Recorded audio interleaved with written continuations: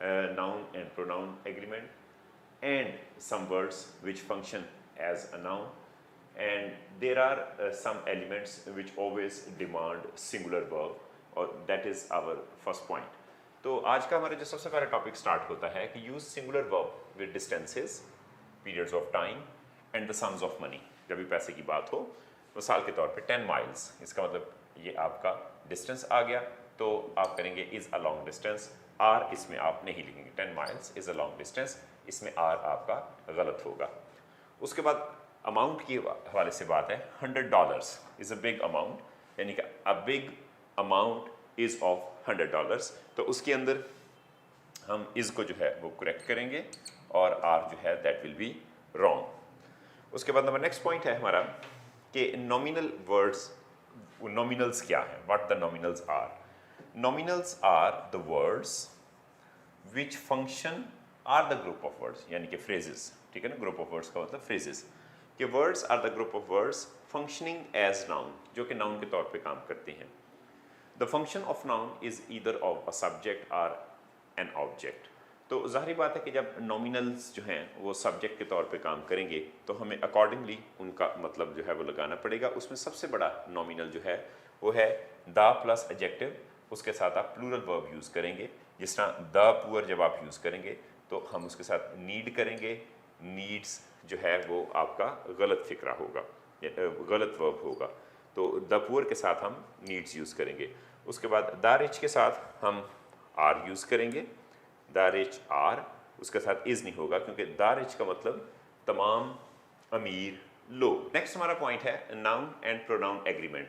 Noun और pronoun agreement के अंदर ये आपका पूरा सब्जेक्ट है, यानी कि अली से लेके फ्रेंड्स तक. This whole phrase is serving as subject. इसके अंदर दो सब्जेक्ट वर्ड है, अली भी आपका एक सब्जेक्ट वर्ड है और फ्रेंड्स भी एक सब्जेक्ट वर्ड है. अब एग्रीमेंट ऑफ वर्ब के हवाले से when we talk of, definitely अली is to agree with verb, तो उसके मुताबिक हैज़ आएगा, फ्रेंड्स के मुताबिक हैव नहीं आएगा.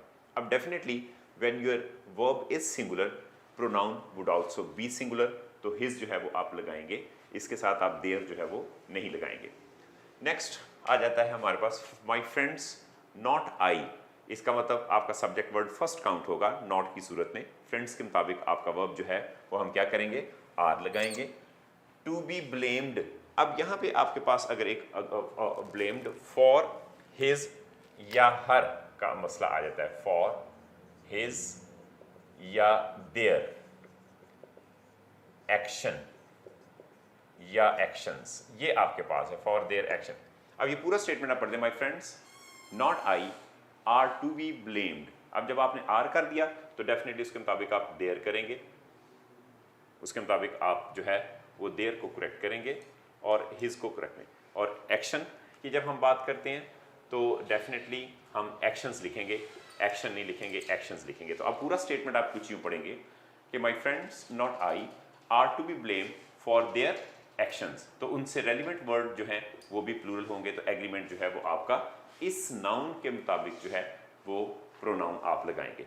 नेक्स्ट अगला पॉइंट है आपका वन सब्जेक्टिव केस, वन ही आपका ऑब्जेक्टिव केस, और वंस जो है वो आपका पोजेसिव एडजेक्टिव के तौर पे काम करेगा. और वन जो है ये आम तौर पर नाउन सब्स्टिट्यूशन होता है, यानी कि it is not a pronoun, it is a noun substitution. तो लेकिन अगर ये आपके पास समवन आ जाए, एनीवन आ जाए, नो वन आ जाए, नन आ जाए, तो फिर आप हिम या हर, हिज या हर जो है वो यूज़ करेंगे. ये आपका subjective case, this is objective case and this is possessive adjective. Subjective case, objective case and possessive adjective. आपके सामने करेक्शन है वन मस्ट डू. अब यहाँ पे वन है तो डेफिनेटली इसके मुताबिक वंस आना चाहिए, हिज नहीं आएगा. उस तरह जब आप समवन लगाएंगे मस्ट डू तो फिर वंस नहीं आएगा, हिज जॉब ऑनेस्टली आप लिखेंगे. कि वन के साथ आप वंस लिखेंगे, समवन के साथ आप हिज लिखेंगे या हर भी लिख सकते हैं, लेकिन वंस नहीं लिखेंगे. नेक्स्ट हमारा पॉइंट है noun and pronoun agreement.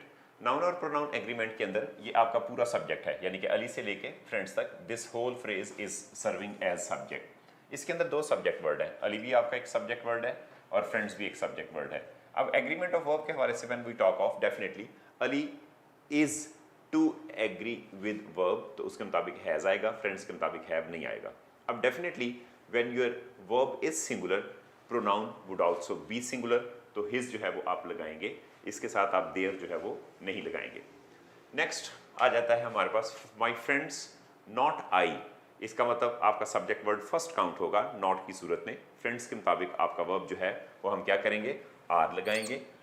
To be blamed, अब यहाँ पे आपके पास अगर एक ब्लेम्ड फॉर हिज या हर का मसला आ जाता है, फॉर हिज या देयर एक्शन या एक्शंस, ये आपके पास है फॉर देयर एक्शन। अब ये पूरा स्टेटमेंट आप पढ़ दें, my friends not I are to be blamed. अब जब आपने आर कर दिया तो डेफिनेटली उसके मुताबिक आप देयर करेंगे, उसके मुताबिक आप जो है वो देयर को करेक्ट करेंगे और हिज को करेक्ट नहीं।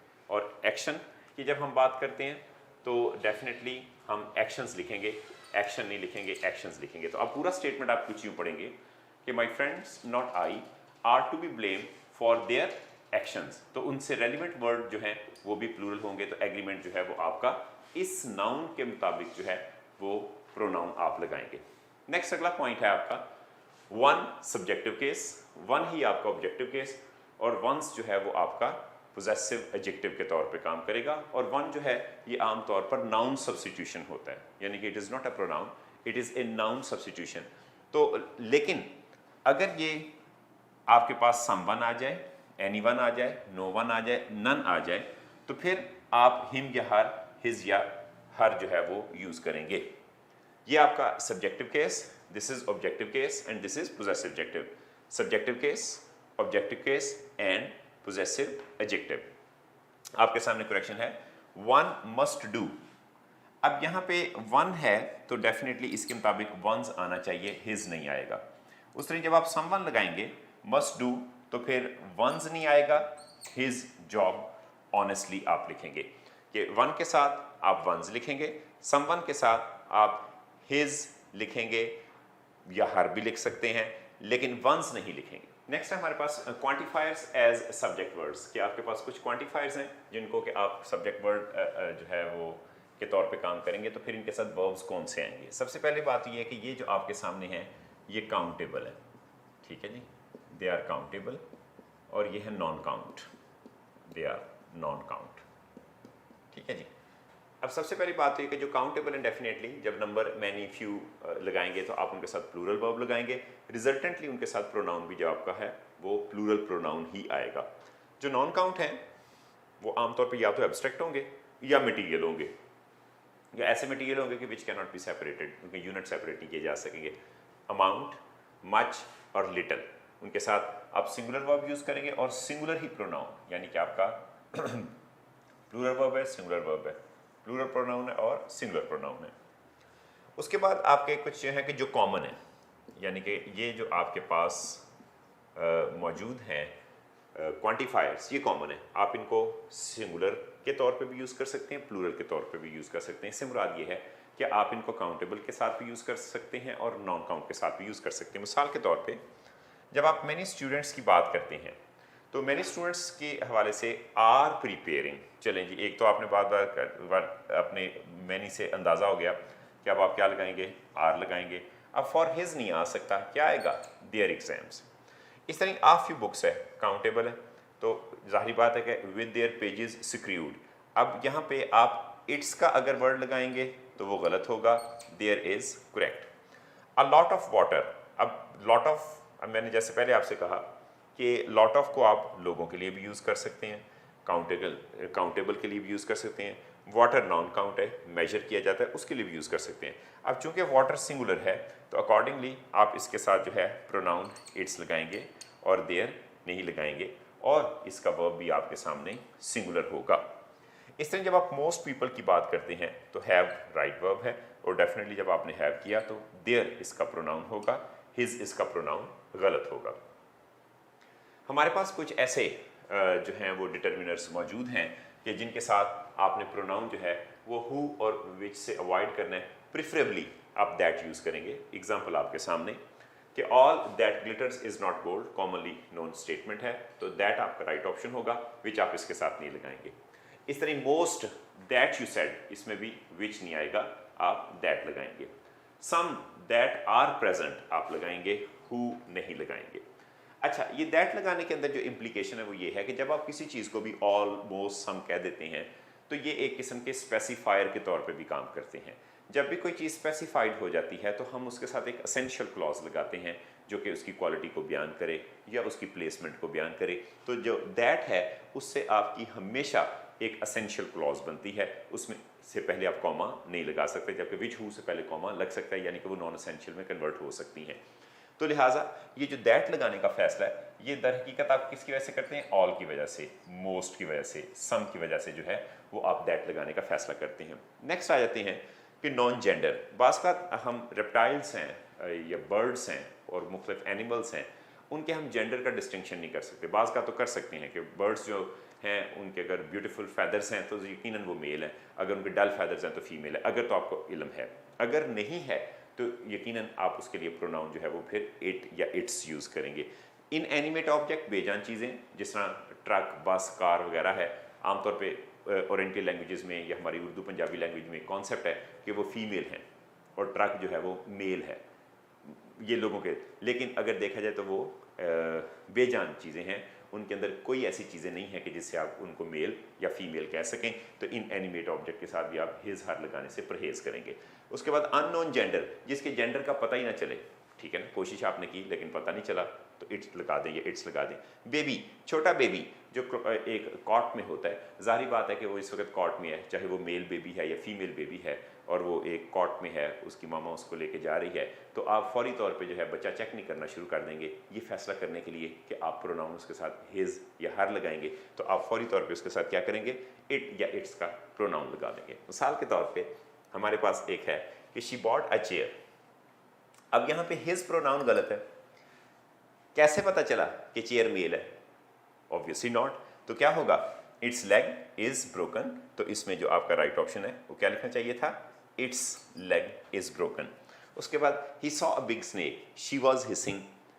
अब अगर तो स्नेक चार्मर होता, शुरू में लिखा है the snake charmer saw snake, she was hissing, तो फिर हमें कॉन्टेक्स्ट बता रहा है कि हाँ स्नेक चार्मर को पता होगा कि ये मेल है या फीमेल है। लेकिन अगर कोई कॉमन पर्सन है उसके सामने अगर शेर आ जाए, स्नेक आ जाए, डायनासोर आ जाए, कोई भी ऐसी चीज़ आ जाए, ठीक है ना, क्रोकोडाइल आ जाए, तो वो मौका नहीं देगा उसको ये जज करने का कि वो जानदार या बीस्ट जो है वो मेल है कि फीमेल है, क्योंकि उस वक्त इतना टाइम भी नहीं होता। तो इसलिए he saw a big snake, उसके लिए आप क्या लगाएंगे? आप इट्स का वर्ड लगाएंगे, इट वॉज हिसिंग, ठीक है ना, क्योंकि उसको पता नहीं चला कि वो स्नेक मेल है कि फीमेल है। उसके बाद है कि there is a cute baby. अब ये बेबी जो है व्हाट इज हिज नेम नहीं आएगा, व्हाट इज इट्स नेम आपका राइट है, तो इसमें हिज गलत होगा और इट्स आपका राइट होगा। तो याद रखें कि ये जो मैंने करेक्शन आपके सामने की है इसके हवाले से आपने कोई गलती या इबहाम नहीं होना चाहिए और इसको आप एज इट इज़ लिखेंगे। बेजान चीज़ों के साथ या एब्स्ट्रैक्ट नाउन के साथ आप ही या शी प्रोनाउन लगा सकते हैं जब एक तो अगर आपने उनको पर्सोनिफाई करना है, पर्सोनिफिकेशन करनी है, beauty's feet are dancing all around us, तो उसके लिए शी आप यूज़ कर सकते हैं कि ब्यूटी को आपने एज अ वुमन जो है वो प्रेजेंट किया। दूसरा ये है कि आमतौर पर नेचर के जो सबलाइम एलिमेंट्स हैं, ब्यूटीफुल एलिमेंट्स हैं, बहुत से पोएट्स, नॉवलिस्ट, प्ले राइट्स जो हैं वो उसके लिए शी का वर्ड, और जो हार्ड और फियर सेट और पावरफुल एलिमेंट्स हैं उनके लिए ही यूज़ करते हैं। But such kind of the communication and usage of pronoun is only in literature. आम कम्युनिकेशन के अंदर जिसमें कि जो आपका लिसनर है या रीडर है वो हो सकता है कि वो इतना लिटरेरी टेस्ट ना रखे, उसके लिए आपने जो है वो क्लियर कट जो ही है, जो शी है, जो इट है, उसके मुताबिक आपने कम्युनिकेट करना है। नेक्स्ट पॉइंट है आपका हेल्पिंग वर्ब्स और एडवर्ब। इन दोनों का मेन वर्ब के साथ, यानी कि ये आपका जो मेन वर्ब है उसके साथ एग्रीमेंट जो है वो हम देखने जा रहे हैं। सबसे पहली बात तो ये कि अगर आपके पास एडवर्ब्स जैसे कि आपके सामने एगो, लास्ट, येस्टरडे, प्रीवियस आ जाएं तो आपने इसके साथ second form of verb use करनी है। मिसाल के तौर पे ही डाइड लास्ट नाइट, अब हैज़ डाइड आप इसके साथ नहीं यूज़ करेंगे, simple he died last night. उसके बाद अ फ्यू डेज एगो जब आ जाएगा तो हैड मेट नहीं आएगा, सिंपल मेट आएगा, the second form of verb. फिर आपके पास कुछ ऐसे हेल्पिंग वर्ब्स हैं, ऑक्सिलरीज हैं और एडवर्ब्स हैं कि जिनके बाद आपने हमेशा थर्ड फॉर्म लगानी। हैज़, हैव, हैड के बाद सबको पता है थर्ड फॉर्म आती है। येट और जस्ट, येट नेगेटिव सेंटेंस में और जस्ट पॉजिटिव सेंटेंस में आता है ऑलरेडी। और जितने भी पैसिव वॉइस एक्सप्रेशंस हैं उनके अंदर आपने थर्ड फॉर्म यूज़ करनी है। फॉर एग्जांपल, शी केम या कम्स फॉर माई हेल्प। अब हैज़ की वजह से आपका जो कम, केम भी नहीं, कम, शी हैज़ केम में ऑप्शन है कम में और कम्स में। ऑब्वियसली ना तो आपकी सेकंड फॉर्म आएगी और ना फर्स्ट फॉर्म विद इन्फ्लेक्शन आएगी। आपका जो she has come, come, came, come, third form आप लगाएंगे। ही हैज़, आपके पास ऑप्शन है टोल्ड की और हैज़ टोल्ड की। ही ऑलरेडी टोल्ड, कॉमनली हैज़ जो है वो हम शुरू में लगाएंगे, यानी कि यहाँ पर अगर आप इसको सिलेक्शन करते हैं तो ही हैज़ ऑलरेडी टोल्ड, टोल्ड नहीं आएगा, सिंपल आप हैज़ टोल्ड को सिलेक्ट करेंगे कि he has already told me the whole story. I have not yet completed या कंप्लीटिंग, आई हैव के साथ आपने येट लगा दिया तो ऑब्वियसली आप कंप्लीटेड की सिलेक्शन करेंगे, कंप्लीटिंग जो है वो नहीं लिखेंगे। आई have not yet completed my work. Next हमारे पास कुछ ऐसे एडवर्ब्स हैं और उसके अंदर कुछ आपके मॉडल ऑक्सिलरीज भी हैं और इसके साथ आपकी प्रेपोजिशंस जो हैं और पोजेसिव एडजेक्टिव, यानी कि एडवर्ब्स, मॉडल ऑक्सिलरीज, उसके बाद प्रेपोजिशंस और पोजेसिव एडजेक्टिव जब भी आ जाएं तो उसके बाद आपने आईएनजी फॉर्म लगानी है, यानी कि पोजेसिव एडजेक्टिव से मुराद his, him, her, its, their, THEIR वाला जो देयर है उसके बाद आपने आईएनजी फॉर्म लगानी है। एग्जांपल आपके सामने, he is looking forward to go आएगा कि गोइंग आएगा? ऑब्वियसली गोइंग आएगा, गो नहीं आएगा, क्योंकि यहाँ पर लुक फॉरवर्ड टू जो है एक तो इडियोमैटिक एक्सप्रेशन है और ये पूरा एक प्रेपोजिशन के तौर पे फंक्शन कर रहा है। उसके बाद इज यूज्ड टू जब भी आ जाए, इज यूज्ड टू, उसके बाद आप वेस्टिंग करेंगे, वेस्ट नहीं लगाएंगे। I believe in his working, to work नहीं आएगा, उसके मुताबिक हिज वर्किंग, हिज आपका क्या है? Possessive adjective, his is a possessive adjective. She got upset after seeing या saw her enemy, after is a preposition, preposition के बाद भी प्रेजेंट पार्टिसिपल यानी कि आईएनजी फॉर्म आप लगाएंगे, सेकंड फॉर्म ऑफ वर्ब आपने यूज करेंगे। उसके बाद she is averse to go there या she is averse to going there, definitely averse to को आपने जो है एक पूरे इडियोमैटिक एक्सप्रेशन पे आप जो है वो गो नहीं लगाएंगे, गोइंग लगाएंगे। अब ये बात आप याद रखें कि जितने भी आपने जो पोजेसिव एडजेक्टिव के बाद आईएनजी लगाया है ये आपका वर्बल नाउन है, जिसको क्या हम बोलते हैं? जेरेंड बोलेंगे। इसी तरह ही आपका जितना भी गेट यूज टू के बाद आईएनजी है या be, is, am, are, was, were, use to के बाद जो आईएनजी है या एवर्स टू के बाद आईएनजी है, with a view to, with a view to के बाद, with a view to, with a view to के बाद जो आईएनजी है वो आपका आईएनजी जो है वो किसके तौर पे काम कर रहा है? जेरेंड, यानी कि वर्बल नाउन के तौर पे काम कर रहा है। तो इसलिए आपने ये बात याद रखनी है। नाउ या एट प्रेजेंट जो है, at this time, at present, at this time, इसमें आप आईएनजी शुरू कर लिखेंगे। For example, at present he is writing a letter, इसकी एग्जांपल मैं लिख देता हूं कि at present he is writing a letter, ठीक है ना? At present he is writing a letter या नाउ इट इज रेनिंग, आप इस तरह के एक्सप्रेशन जो है वो यूज कर सकते हैं। तो याद रखें कि इन एडवर्ब्स के अलावा ये जो दो एडवर्ब्स हैं इनमें तो डेफिनेटली वो आईएनजी फॉर्म, प्रेजेंट पार्टिसिपल ही आप यूज करेंगे, कॉन्टिन्यूअस टेंस यूज करेंगे, लेकिन ऑल प्रेपोजिशंस आपके ये जो प्रेपोजिशन हैं, एडवर्बियल एक्सप्रेशंस हैं, आपके जितने भी मॉडल ऑक्सिलरीज हैं और आपके पोजेसिव एडजेक्टिव हैं, उनके बाद जो आप आईएनजी यूज करते हैं उसका स्टेटस जो है वो एक नाउन का होता है। आपने एक बात याद रखनी है, आईएनजी फॉर्म यानी कि प्रेजेंट पार्टिसिपल उस वक्त एक वर्ब का स्टेटस लेगी अगर उससे पहले हेल्पिंग वर्ब होगा, is, am, are, was, were, be या बीन की शक्ल में। अगर इनसे पहले हेल्पिंग वर्ब नहीं है तो ये तो या जेरेंड होंगे यानी कि नाउन होंगे या जेरेंडिव होंगे जिनको हम एडजेक्टिव कहते हैं, जिसमें फ्लोइंग वाटर, बहता हुआ पानी। अब पानी का आपने एडजेक्टिव फ्लोइंग बताया तो ये इसका जेरेंडिव है, ठीक है। ही लाइक्स स्विमिंग, तैराकी नाउन है तो ये जेरेंड के तौर पे काम करेगा। आप इन स्वाय ये नाउ और एट प्रेजेंट के बाकी जो मैंने लिखे हैं, इनमें आप इस आईएनजी की जगह अगर कोई नाउन भी लिखेंगे तो वो आपका बिल्कुल ठीक होगा। मसलन अगर आप एक सेंटेंस लिखते हैं, I write for you, he is looking forward to going abroad, he is looking forward to going abroad। अब मैं इस गोइंग की जगह पे लेट से कोई नाउन लगा देता हूं, सेम स्ट्रक्चर सेंटेंस का रहेगा। तो मैं कहता हूं कि ही इज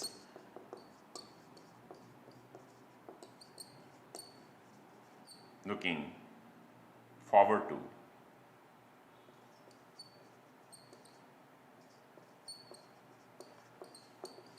हिज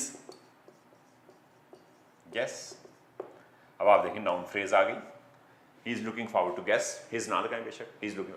तो आप देख लें कि जब इससे ये साबित हुआ कि जब आप लुक फॉरवर्ड टू के बाद आईएनजी लगा रहे हैं और इस लुक फॉरवर्ड टू के बाद आप एक नाउन लगा रहे हैं, तो ये जो आईएनजी है ये भी आपका क्या है, एक अदद वर्बल नाउन कहलाएगा। So it is a verbal noun, बिल्कुल वैसे ही। तो लिहाजा जहां पर भी आईएनजी फॉर्म बगैर अपने हेल्पिंग वर्ब के आती है उस वक्त वो वर्ब नहीं होता, या जेरेंड होता है या जेरेंडिव होता है, and it can be replaced by any noun और एडजेक्टिव। ओके स्टूडेंट्स, अब आपने मुकम्मल रूल्स जो हैं वो बोर्ड पे देख लिए, सीख लिए, और यकीनन आई डिड माई बेस्ट कि आपको एक डिस्टेंस लर्निंग के ज़रिए जो है I might be able to convey, और यकीनन ड्यूरिंग लेक्चर कुछ क्वेश्चंस क्रीप अप करते हैं आपके जहन में।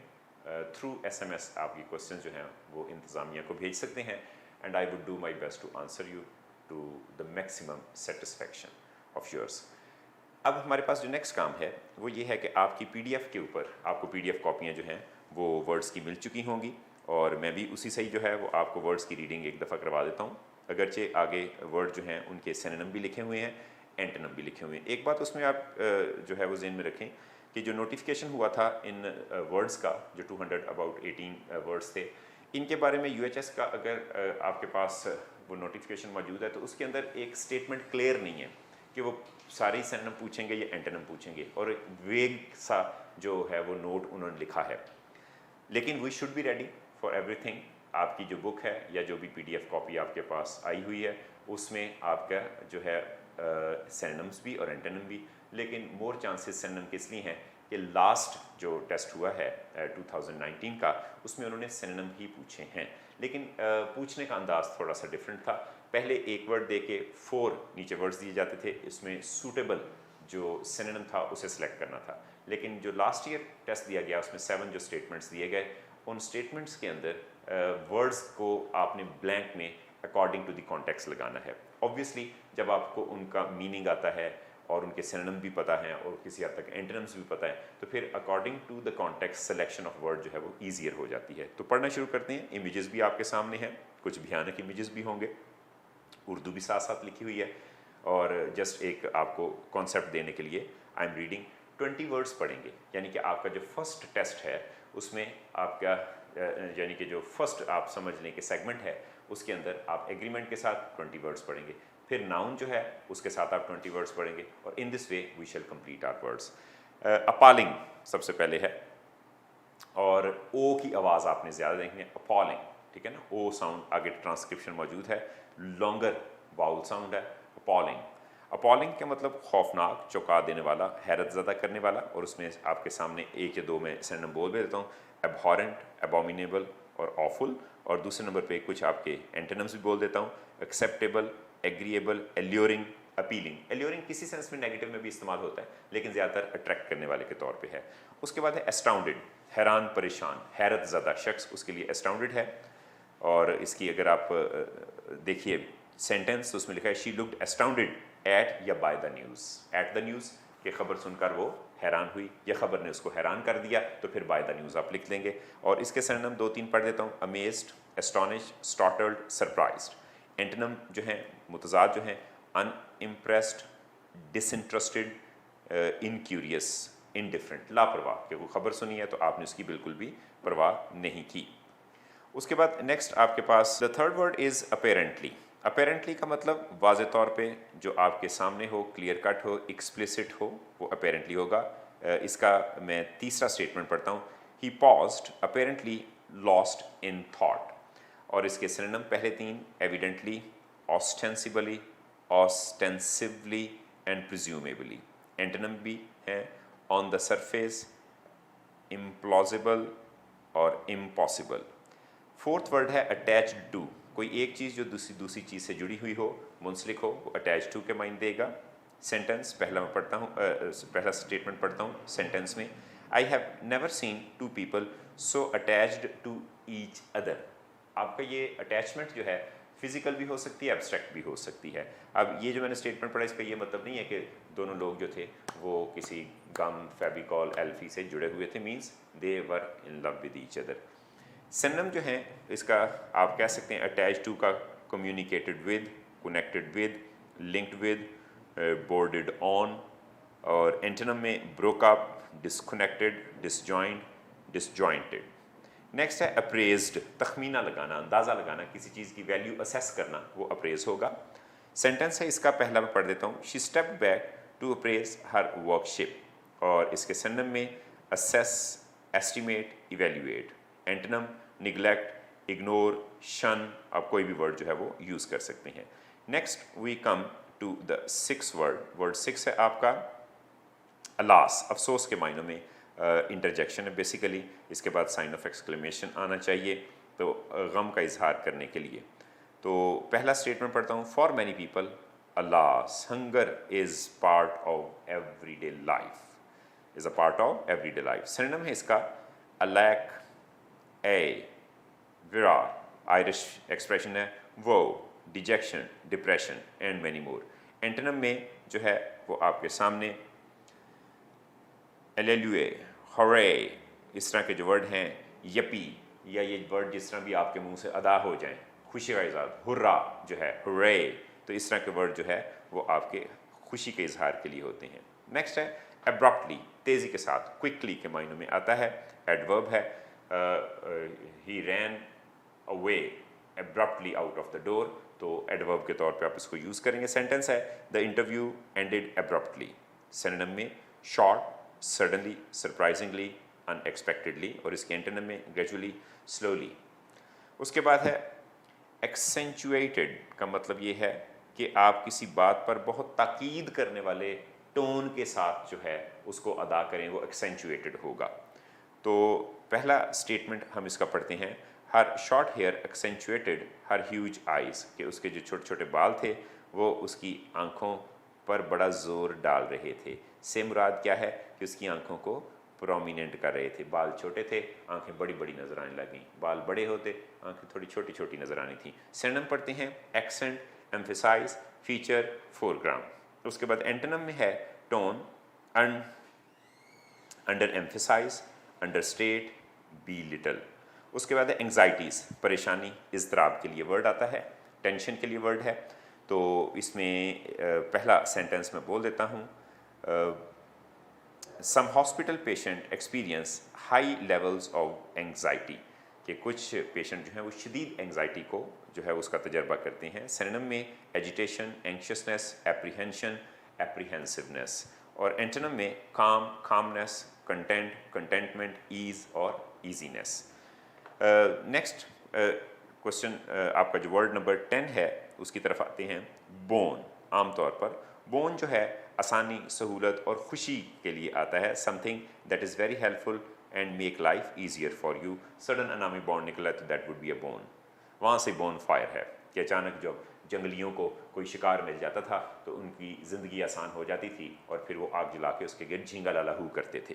तो वहाँ से बोन फायर का कॉन्सेप्ट जो है वो निकला है और अभी भी इसको जो है वो मनाया जाता है, क्योंकि इंसान के अंदर का जो है वो आमतौर पर उस आग को देखकर बाहर आ जाता है। तो सिनोनिम पढ़ते हैं कंपेनियनेबल, उसके बाद है कॉन्विवियल, ग्रीगेरियस एंड आउटगोइंग, और उसका एंटोनिम बन जाएगा डिसएडवांटेज, ड्रॉबैक, एनकम्बरेंस। नेक्स्ट है बिविल्डरमेंट, हैरानगी, परेशानी, बिल्कुल इंसान शार्ट होकर रह जाए, वो bewilderment होता है। He shook his head in bewilderment, कि हैरानगी से उसने अपना सर हिलाया कि उसको यकीन ना आया कि उसके साथ बंद किया गया है। सिनोनिम है bafflement, bamboozlement, befuddlement, bemusement वगैरह वगैरह। और एंटोनिम में आ जाएगा आपके पास इसका बिल्कुल उलट, आप समझ लें कि लैगर्डली, लिंगरिंगली, प्लॉडिंगली, स्लगिशली, लेजरली, बिलेटेडली। नेक्स्ट है आपके पास 12 ब्रिस्कली, तेज़ी के साथ, क्विकली, फास्ट मूवमेंट के लिए एडवर्ब के तौर पे हम यूज़ करते हैं। और she walked briskly over to the phone and answered it, तेज़ी से फ़ोन के पास गई और फ़ोन पर उसने जवाब दिया।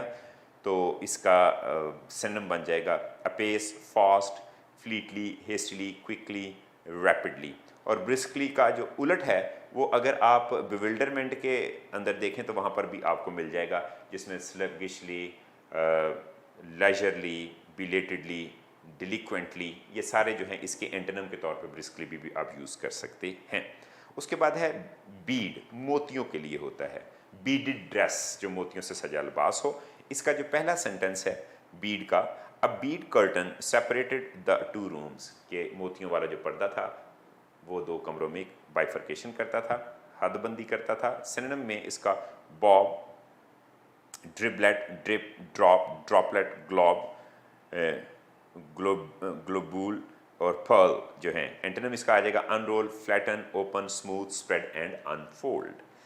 नेक्स्ट है जी 14 ब्रिमिंग, किनारों तक भरा हुआ, उमड़ता हुआ, बाहर गिरता हुआ, डुलता हुआ, तो ये ब्रिमिंग होगा। टीयर्स ब्रिम्ड इन हर आईज, आंसू उसकी आंखों से छलक पड़े, इतने ज़्यादा हो गए कि कटोरों से बाहर आ गए। और इसका सिनोनिम है ब्रिमफुल, बर्स्टिंग, उसके बाद है चोकफुल, उसके बाद है chock block, cramped, crowded, fat, filled, full, jam packed, jammed और लोडेड। उसके एंटोनिम में आपके पास आ जाएगा deficient, inadequate, incomplete, insufficient, short, shortish, shy, wanting. तो ये इसके आपके पास सिनोनिम आ गए। नेक्स्ट हम आ जाते हैं आपके 15 के ऊपर। 15 वर्ड है आपका बैफलिंग, परेशान कर देने वाला, बहुत ज़्यादा मत मार देने वाला। अगर आप मुझसे पंजाबी में पूछे तो बैफलिंग होता है मत बंदे की मार देने वाला। तो ज़रा हमने बाअदब किस्म का मीनिंग लिखा हुआ है, हैरान कुन, हैरत ज़दा। तो इसमें जो सेंटेंस मैं पढ़ता हूँ, some of the country's customers are baffling to outsiders, कि कुछ ऐसी कस्टम्स हैं, ऐसे रिवाज हैं जो कि आउटसाइडर के लिए बड़े परेशान कुन हैं। सिनोनिम इसका है bewildering, confounding, confused, confusing, disordered, disorderly, disorganised and muddled. और एंटोनिम इसका बन जाएगा coherent, connected, order, orderly, organise, systematic, systematised, logical, rational, reasonable, sensible. Next है बैशफुल, शाय, कोय, COY, कोय, शर्मीला, ठीक है ना, दूसरों से जो है घबराने वाला।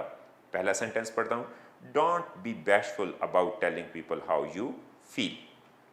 इसके सिनोनिम है backward, coy, demure, diffident, introvert, modest, recessive.